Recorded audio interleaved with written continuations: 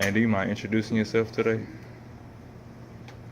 I've been here 7 years, and it feels like 20. Okay. Mr. Johnson, what are your thoughts on Tuesday's election, the outcome of it? What do you think about it? It was a very contentious election campaign. The country was, I think, deeply divided, and certainly the results show that. But I think that Mr. Trump tapped into a very much disaffected part of the country, those who felt left out, who felt marginalized, who felt that jobs were gone, and other kind of things that affected their lives had not changed much in the last 8 years or so. The Democrats didn't see that for some reason, and which is kind of strange because Hillary Clinton's husband, when he ran for president, he made sure that all of his people knew that the election was about the economy, and he famously said, "The economy's stupid."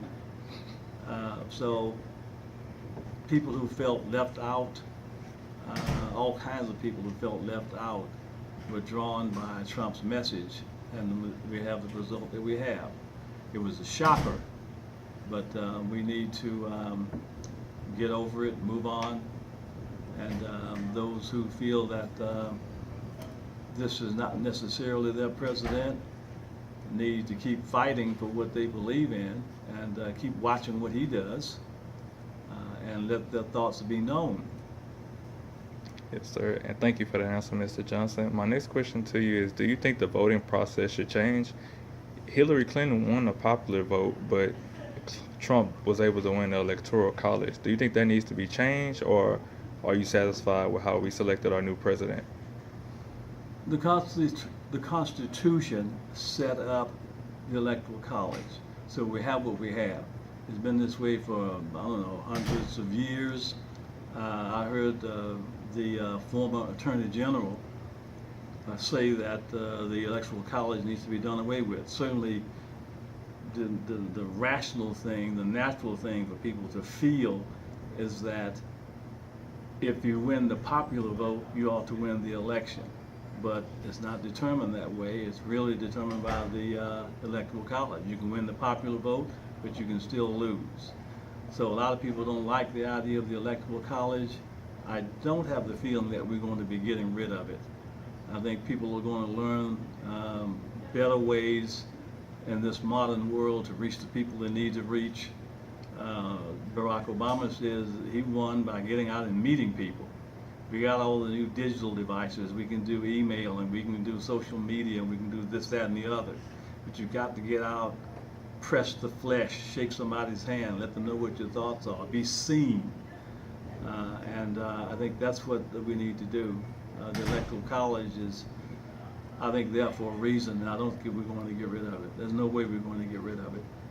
Yes, sir. And thank you for that answer. And lastly, Mr. Johnson, what is your thoughts on America moving forward with such a controversial candidate as president? We need to just move forward. Go to our jobs, love our families, care for our children, do the things that we would normally do. And where other things need to be done, we need to speak out. We do still have the First Amendment. If there's something you don't like, you can protest peacefully. But we just basically need to move on. Keep your eye on what Mr. Trump is doing. Keep your eye on who he's surrounding himself with. And if he and they do something that is so egregious, so wrong, then we need to speak up. We still have a voice.